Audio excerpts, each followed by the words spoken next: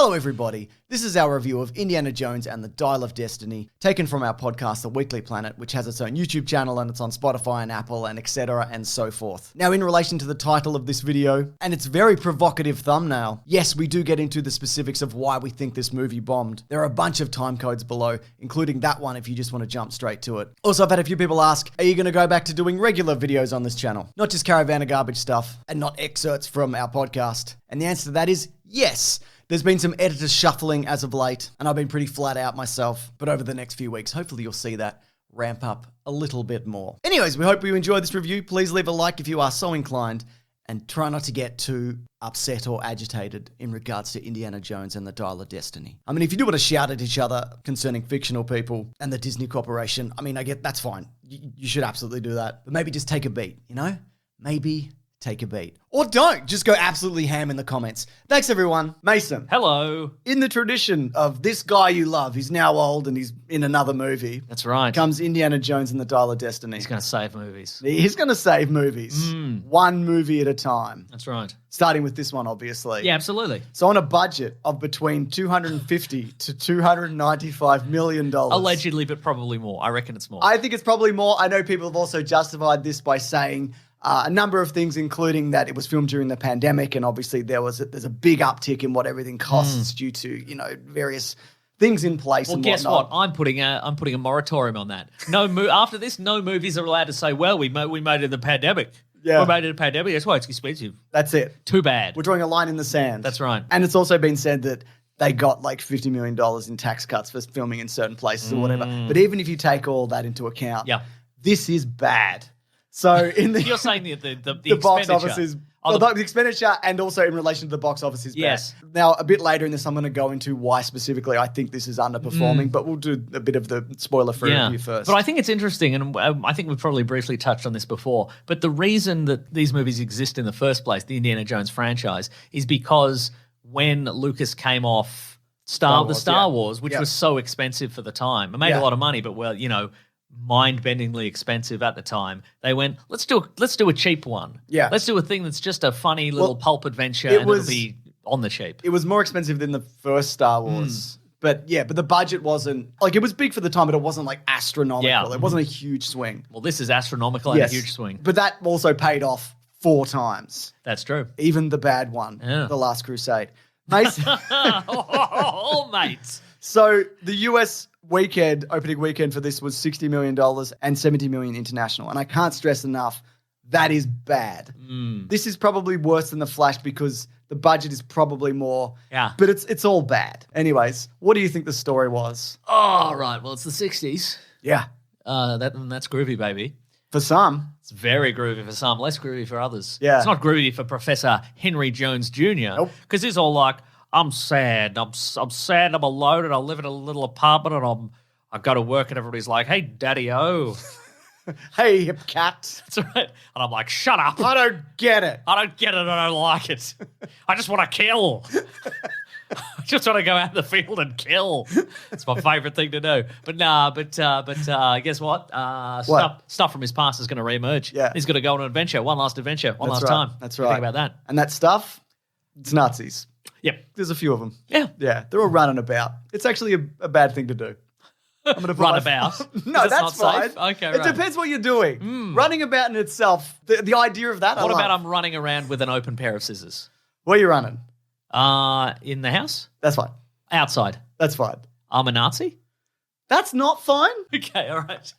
All right, anyway. The little adventure is on the way. Yeah. A big adventure. So how do you feel about this one? I liked it. I liked. We've had some distance, by the way. Yeah. We watched this more than a week ago, I think. And you've since been on holiday, and I've since stayed home and stewed on it. Yep. And look, I also stewed on it. Look, we were, you know, some might say we were lured by the incredible, the lavish opening. You know, we got premiere tickets. Yeah, there was a man there named like Whippy Whipperson or something, and he did a bunch of whip tricks. And you might think while we waited out in the cold. Yeah. How long did he whip for? Probably about 30 minutes. And let me tell you, 20 seconds in, You see everything that... You got it. Yeah, He's it. good at it. He's one of the best, so one he of the said. best. Yeah. Yeah. I mean, and did he just have one whip? No. Let me tell you, that absolutely did me no favors going into this.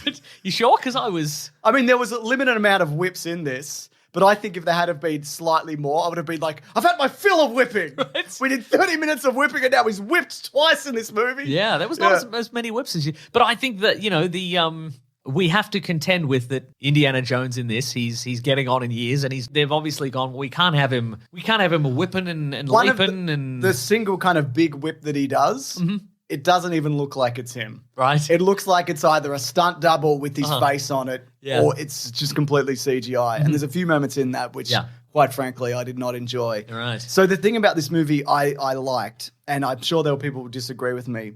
Oh, by the way, it's not great.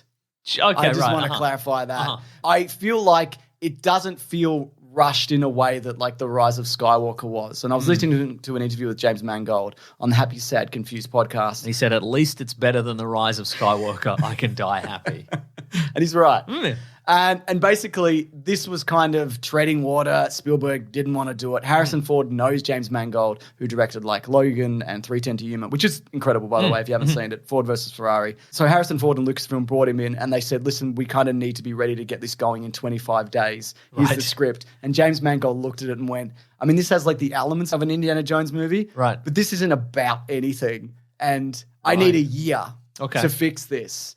And they went, no. What about $10 million to you personally? And he went, I'll see you in 24 days. But he said no. Right. So he went away, and then they came back and said, we thought about it, or I guess they asked a bunch of people, right? And they went, I guess we'll do this properly. No, I think the argument could be made. We don't want to be clear. Yeah. We would never do it properly if we didn't have to. I think the argument could be made that, like, this is maybe on par with some of, like, you might feel that it's on par with, like, the worst kind of Disney Lucasfilm stuff. Okay. But I think what gets this over the line for me is the character beats of this really resonated. Well, that's right. And this movie goes some places I did not expect. First of all, full frontal Harrison Ford nudity. Oh, yeah. But they do the de-aging on it, so it's fine.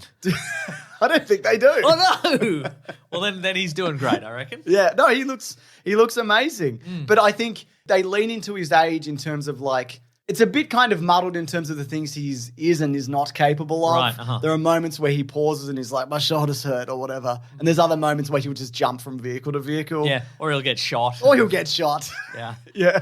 He's like, damn, kids. Yeah. This isn't groovy at all. But I think the weakest element of this for me is the action is kind of...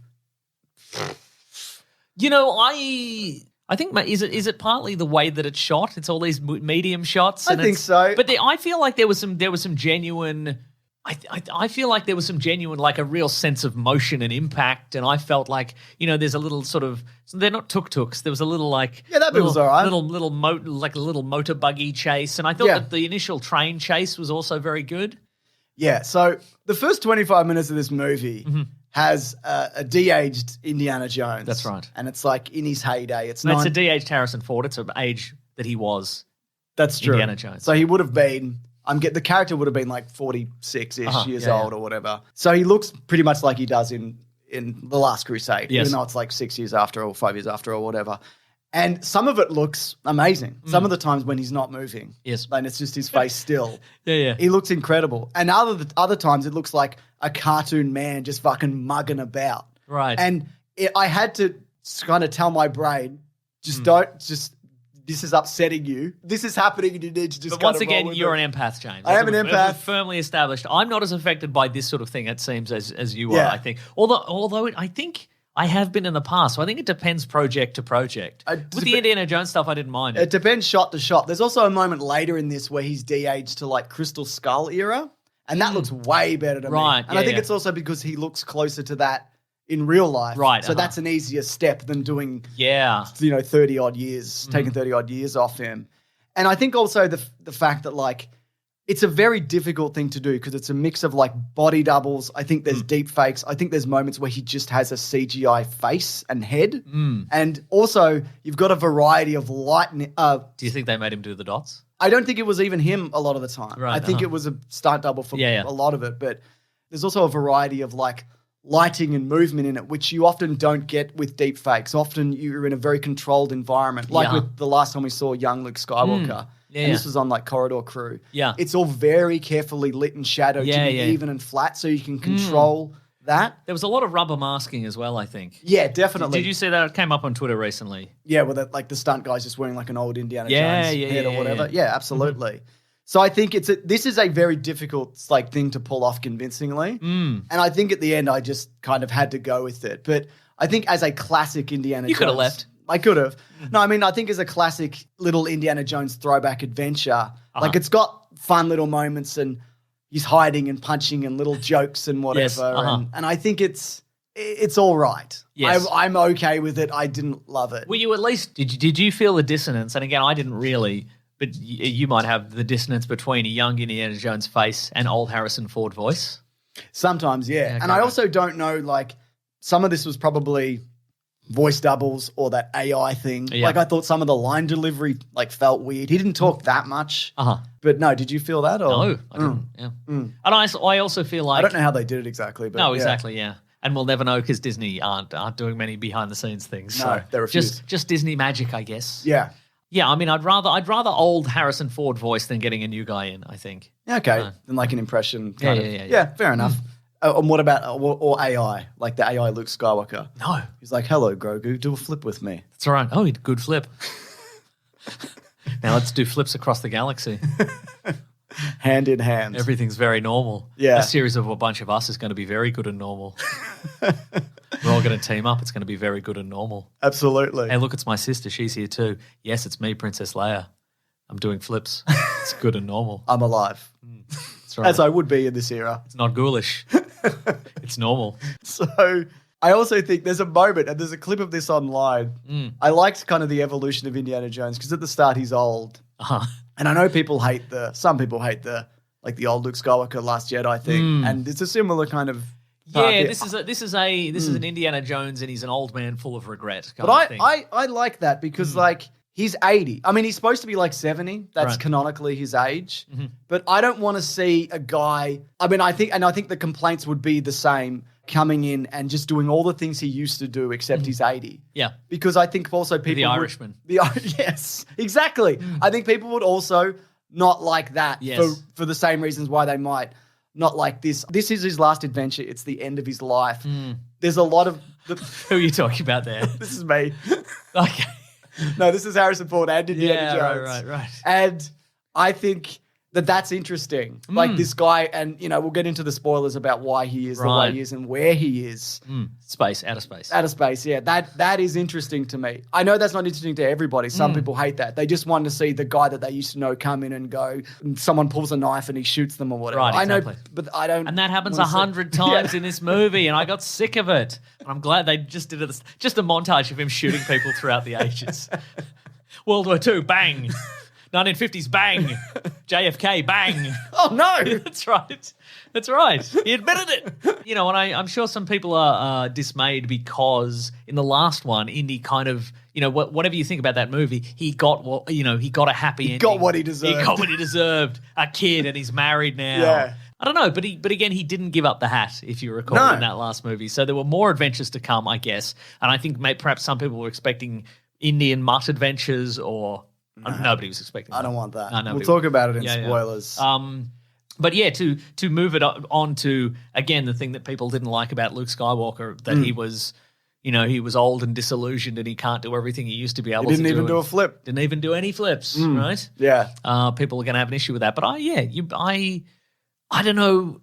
I don't know what anybody, like, there's only so many times you can give him one more adventure. Yes. And you're right. You wouldn't be able to go, he's going to do exactly what he always did and just nonstop CGI leaping and shooting. Yep. You just can't do it. Exactly. I realize that there'll probably be people hear this and like all of these, like I maybe sound conflicted about this movie. And I'm not. Okay. I'm just trying to clearly explain why I think this is better than Crystal Skull, but not as good as the original trilogy. Right. But the character moments that I really liked. I mean, I also liked how at the start when like he gets framed for a thing at the start and some people come for him. Killing JFK, which he did. Yeah, which he actually did. Yeah. And there's a clip of I did kill him, but it's not the point. I got away scot-free and now you're blaming me.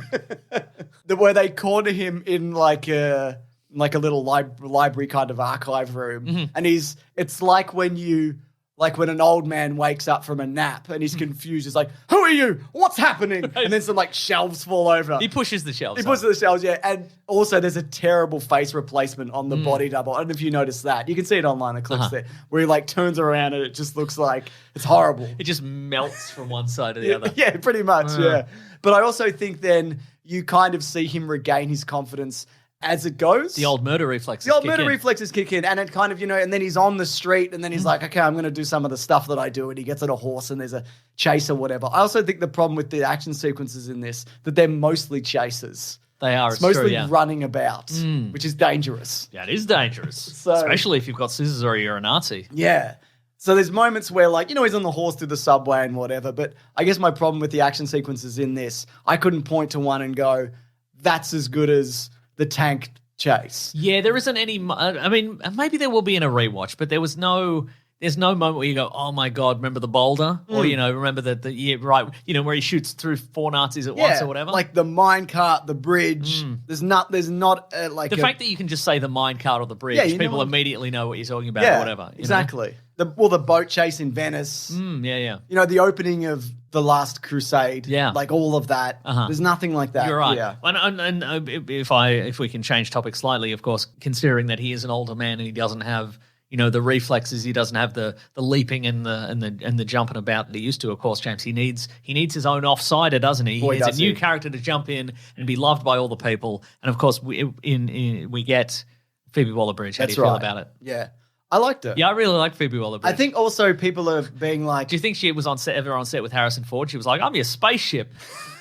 I'm your spaceship, Harrison Ford. I'm in your spaceship. I didn't like... What are you talking about? I didn't like the robot from Solo that she played. Right. But I've seen the criticism of she's not very nice. Yeah, she fucking sucks. Like a big so part does of Indiana Jones, yeah, exactly. mostly. A big part of the character is that she's mean. And also, Indiana Jones was supposed to look after her because something happened to her father and whatever. And her father went insane over this thing that happened and whatever. And, she's not completely like a young version of him, but there is an obvious parallel between the things that he used to value, fortune and glory, etc. And she's learned that. Yeah. She's not learned any of the other lessons he's had because she hasn't been around. And maybe she learns a lesson, Maybe she learns a lesson. Yeah. Maybe she learns a lesson. You got to kill JFK. You got to. But and the lesson that obviously that Indy learned at the end of Last Crusade, stop trying to impress your dad. Yeah. Let it go. He doesn't, let some stuff go. He doesn't They care. both learned that. Yeah, he doesn't care. Yeah, he'll never care. He named you after a dog or whatever. Yeah. Oh, you slept with a hot Nazi lady? Well, he did as well. So you cannot impress him. There's no woman you can sleep with that he hasn't slept with already. So. Yeah. I just also think that this idea that she is the main character of this, and I've seen that again and again, I just don't think it's true. No. I think she's as much as a main character as Short Round or Marion or any of the secondary characters. Or Henry Jones Sr. Or Henry Jones Sr. And I know there's moments people also complain we're well, she solved a thing that he could have solved or whatever. It's who gives a shit? So they're giving characters things to do in conversation. Who cares? It's not like I'm so old and senile, I don't understand it. She just got in first. He would have got there. Exactly, yeah. Because there's moments where they try to figure out what ancient language this thing is going to be that they decipher, and they have an argument about what it's going to be, and it ends up being the thing that she said. Yep. But also, it's not a big deal because it was a flip of a coin, and he can read them both anyway. So it's not really a victory. It's just okay, it's this thing. Yep. Let's kill the next person. It's time for killing. Yeah. Yes. And I think also what I didn't think was a great inclusion because they didn't give him much to do was Sallah returns. And there's a moment at the Jonathan Rhys Davies. Yeah, who I think is great. Or but. I sent a but coming. No, I just think for the character, there's a moment where he's Indiana Jones has to escape and he's going to go on a plane. And people are also how can he escape because he's framed for whatever? There's nobody knows who anybody is. Right. He could get on anybody could get on a plane. Did you know back in this era, you could get on a plane and buy your ticket on the way? Did you know that? I'd believe it. It's crazy. Who are you? I'm a murderer. Well, you're already sitting down. We can't go back, so we're going to have to trust you on this. Yeah. Your ticket's $5. It's fine. But there's a... $5? Outrageous. I'll kill you all. I'll kill you like I killed JFK, which I did just now before I got on the plane. Sallah drops him at the airport and he's like, I want to go on an adventure. I miss the sand and the sea. And Indiana Jones is like, listen, this isn't an adventure. It is. And Salah's like, oh, Yeah. give him hell or whatever. Yeah, and then, and it's like, all right, settle down. Yeah. Yeah. I just think it's probably the most fan servicey thing that I felt here in terms of like appearances or a thing that happened. Yeah, he doesn't contribute to the adventure really. He doesn't punch a guy through a newspaper or anything. No. And I like that also the idea that he has now immigrated to America and He's got a big family. Indiana Jones like made that happen or whatever. Yeah. I think that's all terrific. But I liked because we had in Crystal Skull we had the agents, the CIA, whoever they are, they're talking to Indy and they mentioned his war record. Yeah. I liked we saw some stuff that took place during World War II. Totally. So that was super cool. And this also speaks to what I said when we covered them in Caravan of Garbage. I really wish we got that Indiana Jones movie set in the 90s. Not set in the 90s. Well, they could do that if you live long enough. Yeah. Made in the 90s. Where you could have seen like something he did in World War II, which I guess, we ended up getting here. There's also a sidekick who's, I don't mind, but it's just like, what if Short Round again? But it's not Indy's sidekick. It's Phoebe Waller-Bridge's sidekick. Nothing wrong with the kid himself, but I just think there wasn't that much to distinguish him from like a Short Round kind of character. And I know they were looking for that. They're looking for like, what if Short Round, but from somewhere else or whatever. Sure.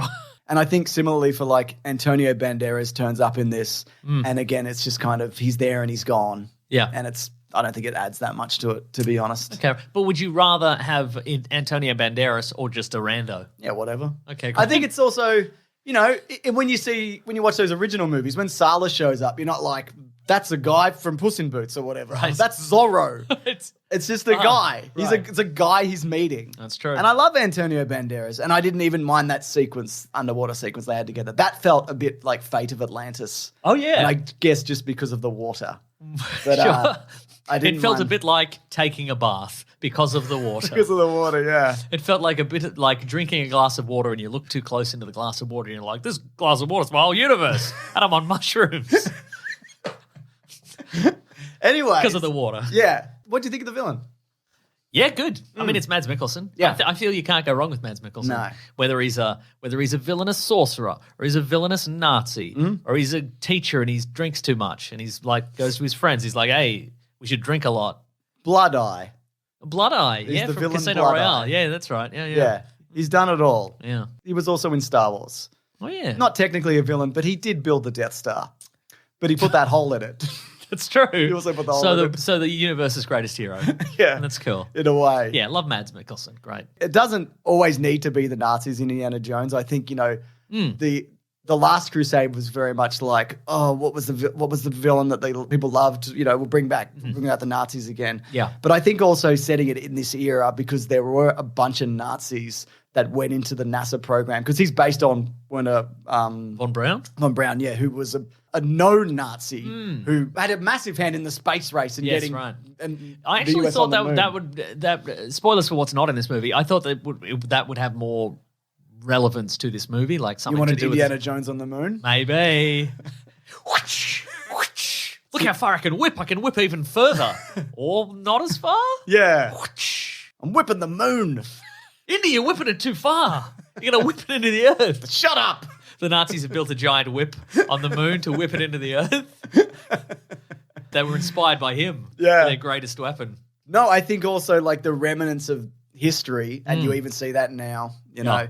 These are men who very recently were Nazis and still are. Correct, yes. And are just running around in the universe. And there's a conversation that he has with a waiter where he's like, "Are you enjoying your victory or whatever?" Oh, yeah. And he's just like, "You're a prick. Stop being a prick." You Sure. know? But he can't stop being a prick, Mason, because he's a Nazi. That's right. Yeah. It's one of their defining characteristics. He also got hit in the face by a sign on a speeding train at the start of the movie. that's true, yes. And then he was fine. But, here's something I liked about this movie. Go on. I think all the talk of, like, history and events past and the talking and the problem solving. And there's also a sequence at the end when they go into a cave, and that feels very classic Indiana Jones. And I think the set is, like, beautifully constructed. It felt more like Raiders than Kingdom of the Crystal Skull. When Yes, they go to the Aztec thing and it's just kind of like... Yeah, it's a big pile of CGI nothing, yes. Yeah, where this is... I enjoyed that stuff quite a bit. Like the actual physical device that they're after. Yes, I really enjoyed. Like which we'll get into in spoilers, I Get into imagine. spoilers, yeah. I liked all But of yeah, that. plenty of I'm sure they were like, look, we've got to put some creepy crawlers in this. We've got to cover everybody in creepy crawlers at a certain point. Yeah, So. and sort of do snakes, but not really. Snakes, Mason. You know, why did it have to be snakes? It wasn't. But he didn't like it still. No spoilers, Mason. Also, I guess this is probably John Williams' final score. That's true. At 91 years old. Apparently, like it was maybe he'll write a theme or maybe do some key moments in it. Kind of like he did with Solo. Like I think he wrote Han Solo's theme in that, but he didn't do the entire thing. But he just kept writing and he ended up doing the whole thing. I think the score in this is as good as any of the ones that he's done. Which is to say bad. Oh, no. He's obviously one of the best who's ever been. And I mean, the fact that he can still do this is just mind-blowing to me. But now he's retired. He's going to go back to his first love, which is writing jingles for frozen peas. That's right. Finally. Yeah. His true calling. That's right. That's where the money is. So before we talk spoilers and why this bombed, or maybe I'll save that to the very end, Why it's currently bombing. It might not bomb later. You're right. It might maybe not bomb after later. this review where we say it's pretty good and we enjoy it. Yeah. Maybe it'll get a second wind. I think of all in the 2 weeks before it goes to streaming. Yes. I think of all the underperforming blockbusters that we've experienced this year. The Flash, Ant-Man 3, Transformers, The Little Mermaid. This one I liked the most. Nice. But I also think it's because I am also an old guy. That's probably it. It's probably old guy syndrome. Yeah. It's finally you get to see someone like you on screen. An old guy. So, this is... I'm an old guy too. Transformers Rise of the Beast behind it because, you know, who doesn't like a robot gorilla punching a... That's true. Or whatever. That's true. Who doesn't love that? I'm going to say best movie ever. I'm going to say best movie ever also. And I reckon I'm going to enjoy it more on a second viewing. Yeah. If I get to I think it's too long also. I haven't mentioned that, but it's too long. It's like 20 minutes too long. Yeah. And I think you just cut out one of the chases.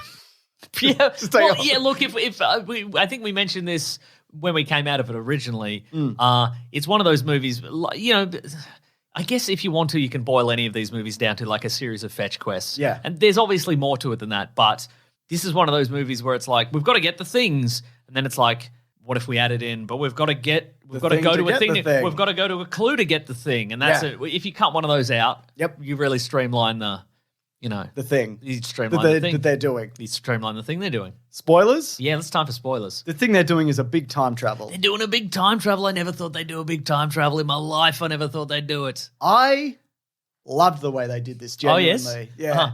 I think the fact that it's the device that they're looking for is not a time machine. Yes. It's basically a compass to a rift in time. That is pre-existing, I guess. Yes. Yeah. I think maybe they could have announced earlier what the plan of the Nazi was. Right. Because it's only like just before they do the time travel that he's like, I'm going to do a time travel right now. I see. I thought that was the perfect time to do it. Okay. Because the assumption obviously was that he was going to, the Nazi was going to go back. I mean, I guess also I suspected he was going to do a time travel. Yeah, but yeah. Sorry, go on. We think he's going to go back to the 1930s probably, or sometime around then. Yeah. And it's also like, does it make you young? Like, right, what yeah. is it? Yeah, like, yeah. I thought if anything, he was going to go back in time and warn Hitler or kill the Winston Kill Churchill. JFK. Kill JFK again. Help Harrison Ford kill JFK. Right. Bang, bang! Oh, there was a second shooter. It was a Nazi.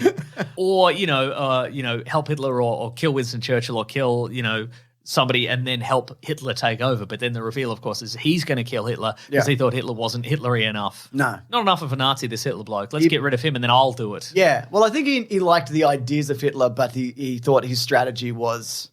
Like Hitler defeated himself, right? But this guy had the strategy, and I guess it's all well and good in hindsight to be like, well, I would have done World War II like this. That's right, wouldn't I? Yeah, but nice try, Hitler. Yeah, like this guy is this like brilliant mathematician that has got people on the moon, and he's got this plan where he's figured it out like to the second, where I know exactly how to get back in time, and I'm gonna reset history. But he's not aware that the events which transpire, they're in a closed loop. Yes. It has always happened.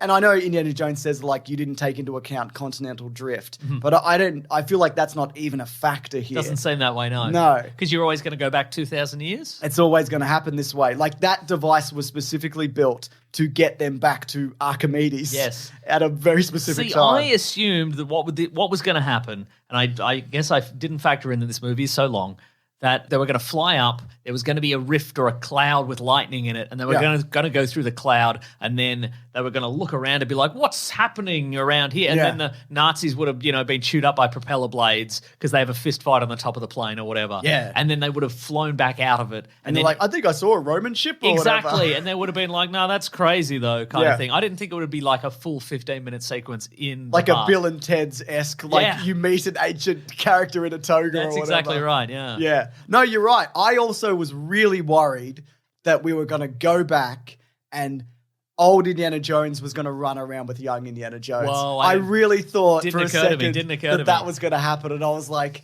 please don't do that.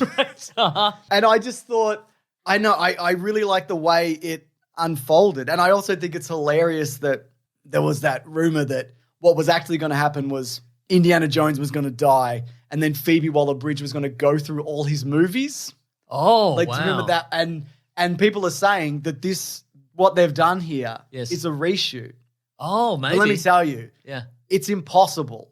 Because this was so expensive? Well, it's so expensive, and also there is on-set footage, like paparazzi footage of this from like 2 years ago. Right, okay. And look, there was reshoots on this, as there is literally every movie. Right. But this is the ending, like a variation on this. You know what? I think I wouldn't say I didn't like this sequence. I thought it was, really interesting. And I guess if it's anything, it's the culmination of, but they practically say it in the movie. It's the culmination of like he spent his entire life tracking down this sort of stuff and wondering what the world was like back in the day, and to finally see it, even for a moment, well, that is, that's him finally achieving a goal that no one ever could, you know, kind of thing. But I think, so that's good in a way. But you know what I think probably took something away from it is when we see Archimedes and his apprentice, and they're in a building and they're having a conversation. I didn't want to see their side of it. Okay, yeah. I would have just preferred, if you kept everything else the same, you have the plane come through the portal and it gets attacked by the Greek fire and the harpoons and what have you, and then it crashes, and then Indy and Phoebe Waller-Bridge's character, whose name I will never remember, are on the beach. Helena? Yes, I think Helena? Yeah, probably. And then maybe somebody who might be Archimedes shows up, and you just see him go like, and you go, oh, it's Archimedes and what have you. And then they leave, and then you go on a second plane. Exactly, on the second plane, and then with that guy, that guy who was there. He also went back in time. Yeah, I think that could have been handled. Oh, what if there's subsequent adventures of that guy who fell asleep on his plane? Maybe. But then you go away and then be like, and that was Archimedes, I think, kind of thing. But the fact that we saw there's no ambiguity to this. Yeah, like we saw his whole inner life, and I think I don't disagree with that. Yeah. What I did like about it was the idea of Indiana Jones is that he is observing history from the modern day or the eras that it's set in. No, the modern day. The modern day. They're all set in the 90s. They're set in the 90s, which is the modern day, where. I mean, he's always been a guy that he's been like, he's a part of history, and he has been there for significant events, including the time that he saw God jump out of a box. That's right. And aliens. And he shot JFK JFK and whatever. And there's a moment in the first one where Balok is talking to him about like this moment that we're here, like this is fleeting. But, being able to observe history and being a part of history itself when he's talking about the Ark, like imagine that, like me and you, how significant is that? And this movie is like a culmination of that. There's even a conversation in that about if you put a watch in the desert and then it's worth something in a few thousand years, and then the Nazis' watch is left, back in time. So I think there's some really interesting parallels to just the life of Indiana Jones, like in this moment. Like this is all of the things that he loves, and he gets to meet a hero, How did the time portal go back to Archimedes' time, though? I think it was just sheer coincidence? Well, they said there were specific rifts in time that appear. Right. It doesn't make sense. No. Let me just say that. Yeah. And it's just that he was building a device that could locate these rifts, and there was just one there? Yep. How convenient. I think so. Very convenient. I mean, it's also possible that he'd puzzled it out where it was probably going to be about then or whatever. Right. I mean, he wasn't complete, I assume. Yeah. But again, it's like there are other rifts, but this particular one does this. That's right. So there was, I just thought it was hilarious that Mads Mikkelson's character was never going anywhere else. Right. He was always going to end up here. Yeah. And just end up, dead on the ground, I mean, he didn't catch fire or anything, which would have been very fitting for, That's true. Villains this. When did the Bermuda Triangle get, when did that hit? I know, like the 60s maybe? Yeah, maybe that's because, the last one was kind of aliens and that was a big Little Green Men and that was a big 50s thing. Yeah. So maybe like the popularity of the Bermuda Triangle sort of hit its peak in the 60s. It feels like it would, Yeah. And I think also like people,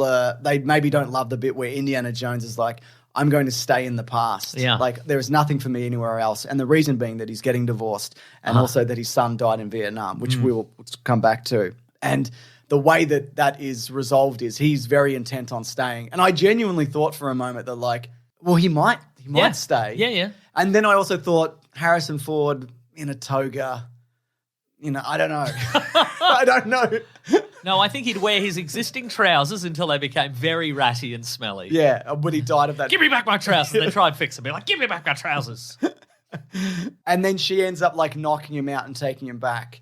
And there's a few reasons why. Oh, how could Phoebe Waller-Bridge knock out a very old man? Well, how could she do it? How could she knock out a very old man who's been beaten up a lot? He was also like, he was dying. Yeah. Like he was literally dying and she knew that. And also it's a closed loop. Yeah. Like he can't live there. What has transpired, It has happened already. She was always going to punch him. And look, sure, I mean, it would have been also, I would have been fine if like she convinced him or he decided on his own. But it doesn't matter to me the fact that that's not so much important as what the realization that he has afterwards. But I loved that moment. There's a couple of moments that I thought his performance was incredible. And this is the stuff I couldn't talk about in non-spoilers. One where he's talking about what happened to his son. Mutt Williams and how he enlisted in the Vietnam War, despite his dad. And I think there is a lot of, even though I don't like that character that much and I don't like Shia LaBeouf, I'm glad they didn't put him in it. I think that's the best use of this character for me personally. But that there is a lot of Indiana Jones in him where he wants adventure and he's spiteful and he'll go and fight this war. And he's sort of in a world where there's not much else to discover. No, well, that's true. And it's also interesting because if you look at Indiana Jones fought 2 wars. I mean, in addition to all the killing he did in between after. Whereas the war that Shia LaBeouf's character did, like the Vietnam War, that's a very ideologically different circumstance. Was Indy in World War I and World War II? Was he? Oh, he did both. Yeah. Nice. He didn't do the trilogy. Oh, yeah. Because he hasn't lived to World War III, yeah. presumably, unless he finds the Grail again. But I think, so there's a moment where he's reflecting on Mutt and his failings. And I thought that was like really tragic. I thought that was great as well, and he's just really excellent. And then at the end where he's back in time and he's just like, fuck whatever, this'll do. Like, I'm done. I've had enough. Like, this was the last kind of thing in me. Yeah. And I'm lucky it was a time travel adventure. Luckily I got to do the most amazing thing that anyone's ever done. Pretty amazing. Yeah, he really sold it. Yeah. Harrison Ford is really good in this movie. When he's motivated to be a good actor, he will absolutely be a good actor.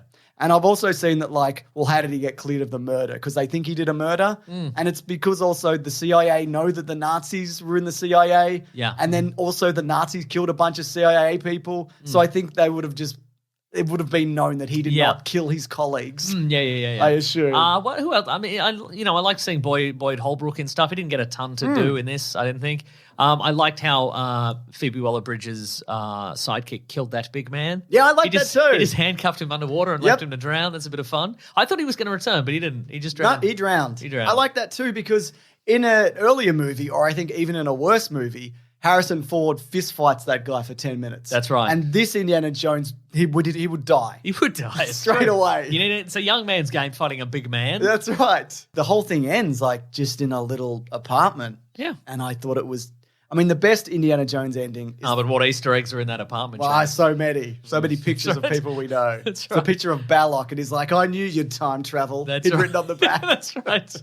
I'm proud of you, Indiana that's Jones. Right. Yeah. That's right. Yeah. The guy, what's the name of the guy that betrayed him in Last Crusade? Him and the Nazi lady just being like, you Donovan. Yeah, Donovan. There we go. Good on you, Indiana Jones. That's good stuff, man. Good on you. Really good stuff. Like the best ending is the time he fought Dracula in Young Indiana Jones. But if I had to pick the second best ending, it's obviously the end of The Last Crusade. Yes.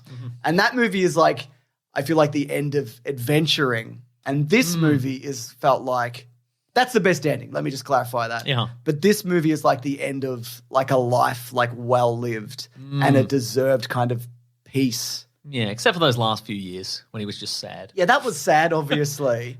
And I thought it was really interesting because also Marion was spoiled for us. Yeah, when we went to see, look again the endless treasures and bribery we get when we go to these premieres because the head of Disney Australia or whoever it was, I don't know. Yeah. I think it was head of Disney or something. Something She like that. showed up. She did a little speech on the screen. There was like a static poster, like the classic one, and it's got Harrison Ford and all the stars. And she's like, "Oh, welcome to this screening, and you're gonna see all the adventures of Harrison Ford and Phoebe Waller-Bridge and Antonio Banderas and Karen Allen." And we were like, "Sorry, what? She's not on the poster. What do you mean? She's not been in any of the trailers." And then when she's not in the movie at the start, you're like, well, I wonder who's going to show up Right. at the end of the movie. Yeah. So thanks for that, Disney. Anyway, she was great for what she was, not the lady. I mean, the lady from Disney was great. She was great. It's true. But Karen Allen was great. And what I thought was interesting about that, where he talks about earlier how Karen Allen was so like grief-stricken that he couldn't be resolved and he had to leave or whatever. Yeah. But the way that she speaks to him is like, are you back? And I think what it was that like he was like, yeah, I'm thinking I'm back. Where the person who was like lost was. Yeah. It was him. And I think him going on this adventure and him and doing good and all the things, murdering and the things that he's good at, like that's what kind of brought her back because she's seen that he kind of healed through this in a way, to an extent. If only all wayward husbands could go on a time travel adventure and meet Archimedes and then learn that actually the more valuable things might have actually been in the past, and then Phoebe Waller-Bridge punches you in the head, and then you get on a plane with the other guy's plane, who fell asleep on the plane, and he went back in time as well, and they get back on his plane and they go back through the time rift, and then you go back to your apartment in New York, and then your wife's there, and you're like, oh, I get it now. And if only that could happen to every I'm husband. going to put the hat on again. Yeah, I'll put the hat back on. Yeah. Yeah, but because, you see earlier on, like, he is drinking and he's just living history. And that's all he's doing. Like, he's retiring and he's like, I hate this because I'm escaping through teaching and history and all of that. But the kids don't want to hear about history anymore. They want to hear about Archimedes. They want to hear about the Beatles. They want to hear about the Beatles and how the Beatles are going to the moon or whatever. That's right. They want to hear about Mott the Hoople. What? It was a band that David Bowie was in. Okay, great. That's all I have. That's all you got? Okay, yeah. It was a nice, quiet, reflective, like a dignified kind of ending to the character. I want to hear about Dozy, Deaky, Mick and Titch. Maybe they would have. Yeah, that's right. Yeah. But you know what I mean? Like it's not bombastic. It's just a guy.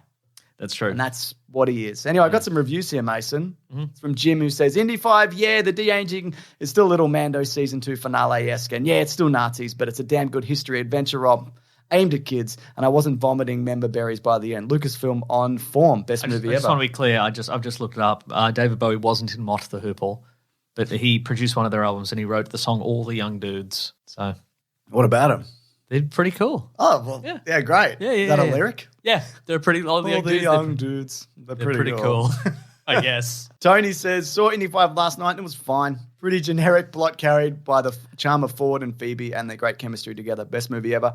Xavier says, Indiana Jones and the Dial of Destiny was great. It could have been nostalgia or because I went in with low expectations, but I really enjoyed it. Kingdom of the Crystal Skull, 7 out of 10. Dial of Destiny, 8 out of 10. Temple of Doom, 9 out of 10. Raiders and Last Crusade, 10 out of 10. Whoa. Mafdenex says, just came out of Indiana Jones, absolutely loved it. Harrison Ford and the entire cast crushed. Some wonky and sappy parts, but that all made it feel authentic. It also made me cry, and more than once. I got nervous going in, but best movie ever.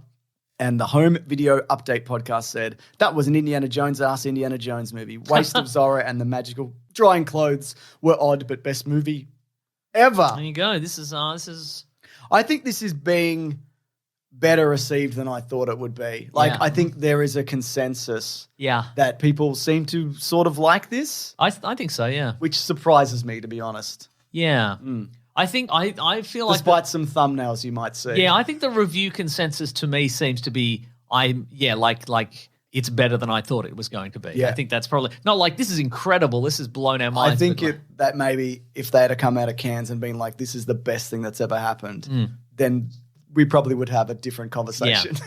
I also think there's probably a backlash that seems to be like, well, if how good can a movie be if you're only saying it's pretty good? Yeah. Well, it is what it is. Some movies are pretty good. Yeah, some movies are pretty good, yeah. Yeah. Do you want to talk about the future before we talk about what happened here? Yes. So, we're going to talk about the bad box office. On Phoebe Waller-Bridge replacing Indiana Jones, this is via Variety, she said, I will replace him. There's a scene where I replaced him through time. Whoa. And I killed him in every movie. Whoa. And I whipped him on the dick and his dick came off. That's right. Then I took his dick. I threw it in a river. She said... And it sailed down the river and he was like, see you later, Indiana Jones's dick. And they were laughing. Yeah. It's a metaphor, but it's also literal, they said. I'm Phoebe Waller-Bridge. Feminism, that's what she said. And everybody got furious, and they should have. This is what these people sound like to us, by the way. Just nonsense. Oh, shit, there's no replacing. Settle down, is what I'm saying. No replacing Indiana Jones in any way, but I feel like the character herself, she did feel fresh on the page, and there is a sense of, is there room in the world for something like this? So I do think there's room for a slightly clumsier, bruised, limping female action star, maybe in the future. Yeah, we'll see. Maybe off the performance of this, maybe not. There was also a Ravenwood series that was in development. That's right. Marion's father was going to be a prequel. James Mangold also said he had nothing to do with that when they were kind of making it happen, which it isn't happening at the moment. And I'm also glad, and I know people have said, like, we want a short round, whatever. Uh-huh. I'm glad he wasn't in this. Yeah. Apparently, also, this was filming at the same time as Everything Everywhere All at Once. So even if he did, he would have turned up at the end at the apartment. Yeah, with too many people in that apartment. Too many people. It's New York apartment. I'm here too, he would have said. Yeah. Remember me? Yeah. Haven't seen you in 30 years. We do. Remember me? I'm famous again. I won an Oscar. So right. I'm here. Yeah, here's my Oscar, by the way. Here it is. How many have you won? Oh, just nominated for Witness. Nothing else? Interesting. Mm-hmm. When was that? The 80s? Yeah, long time ago. Long time ago, man. The 80s, the future. Yeah. Interesting. I also think, like, they could just do nothing. Yeah, for sure. This could be it. It's okay to have a story that ends sometimes, you know? Imagine a world, Mason. Yeah. Anyway, it might be nothing, and I'll talk about why. But it won't be. There will be something. Yeah. So, look, I know we've talked about it, but there is that thing of, like, the narrative, it's woke, Kathleen Kennedy, etc., and whatever. Sure. I'm sure there is a contingent of fans who don't see this for that reason. But the sheer numbers, that's not enough people. Exactly. Who know who Kathleen Kennedy is. We talk about this all the time, but I think, you know, when people say, oh my God, this movie isn't going to do well without the true DC fans to save it or whatever, it's like, that represents the tiniest sliver. If you want to make $1 billion, if you want to make $2 billion, it can't be just a hardcore fan base who love this character and nothing else. You need the general audience, and that's got very little to do with insider politics or any of these things. It's just, does this appeal to the general audience? And it's funny that you say that because this is an old person's property, as in our age and above, right? And I know there are people younger than us who have enjoyed these movies, but on the whole, there was newer people to this franchise, or even people who used to like it who aren't really on board anymore, then they're not interested. So this is via THR. 42% of tickets were bought by those aged 45 and up, which included 23% bought by those aged 55 or older. Oh, man. The demographic also skews male. And as you said, you need everybody. If you want to make $1 billion, you need everybody, or everybody needs to bring their kids, like Mario. Yeah, right. It needs to be something like that. They need to not have any other options. Like, they need to not be like, well, in a couple of weeks, we'll just see this on streaming. Exactly. And these days, we don't know, you know? And we've talked about this before, specifically also on Big Sandwich, where we talked about some Indiana Jones comics this week. Oh, yes.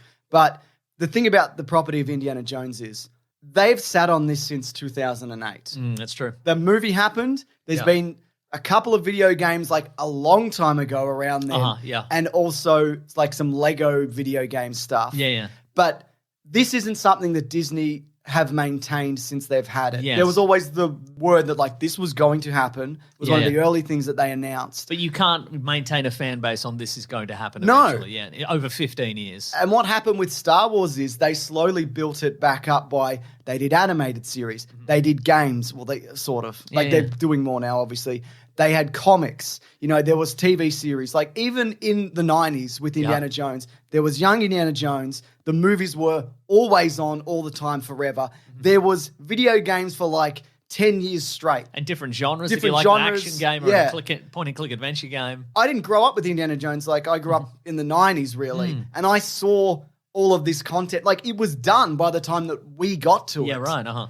But it was kept alive. And this is something that has not been kept alive. Imagine an animated series in the style of, like, Clone Wars. Exactly. He's whipping about and he's jumping about. Yeah. You know? You need to kind of get people, not saturate necessarily, but you need to, you know, drip feed to, like, young people and audiences. What about something that kept Doctor Who going for years was audio dramas? What about Indiana Jones audio dramas? That would be perfect because that's, you know, an adventure, a bold adventurer finding treasure in the jungles of Peru or whatever. That's what those audio dramas were back in the day. Before TV, it was that kind of stuff. Like, give us one of those. Give us if you can't get Harrison Ford, which you can't, you get a Harrison Ford sound-alike. I completely agree because there is nothing. Even the Indiana Jones comics, which there's not as many as Star Wars. Because also with the universe of Indiana Jones, you're limited because Star Wars, you can go anywhere technically. Yes. Indiana Jones is a guy. It is the one guy, And so there aren't as many comics, but they didn't even re-release the comics. That's true. They haven't been available unless you want to buy, like, hard copies for... I don't know. Have they ever been on Comixology? I don't know. They're not now. Yeah. Like, they're certainly they're not on the front page of Comixology probably. Even if they put these on Disney Plus 4 years ago, I think that would have helped. People don't fucking know this or they know and they don't care. Yeah. Oh, when I said in the style of the Clone Wars, I meant the original, like the Tartakovsky, like the self-animated one. Or either doesn't matter. Yeah. You're right. Yeah. So I think also there's a possibility that word of mouth could carry this further than it's than it's looking to at the moment. But I just think they dropped the ball on this. Yeah, I think they were hoping for a kind of Top Gun Maverick style resurgence of, like, oh my god, this is selling by the billions. How does that happen? Well, because this isn't Star Wars. No. And because Tom Cruise is, you know, he's kept his profile high and he's a lunatic. He's a lunatic. But also, you know, going into, like, a Tom Cruise movie that he's going to do a thing, right? That's true, yeah. Whereas going into this... He's not going to do a thing. Harrison's not going to do a thing. He might do a thing. But you don't have that kind of... It's just different. It is different. It's different and you need to treat it differently. Yeah. Anyways. That's some advice for Hollywood out there. It's different. You got to treat it different. Treat it different. Treat it mean, keep him keen also. That's right. That's a good one. That's right. And go broke. Yeah, obviously. that's the... Obviously, yeah. If you take anything away from this... That's right. Yeah. That's what we're saying. Yeah, notoriously woke franchise, the Indiana Jones Adventures. Anyways, we'd love to know what people think if they are interested. Yeah, let us know. Or don't. Or don't, sure. Yeah. I mean, you might be busy. Yeah. Should we move on to the next segment of the show? Let's move on. What is it called? It's called What We Reading. Yeah? What We Gonna Read. Oh my God.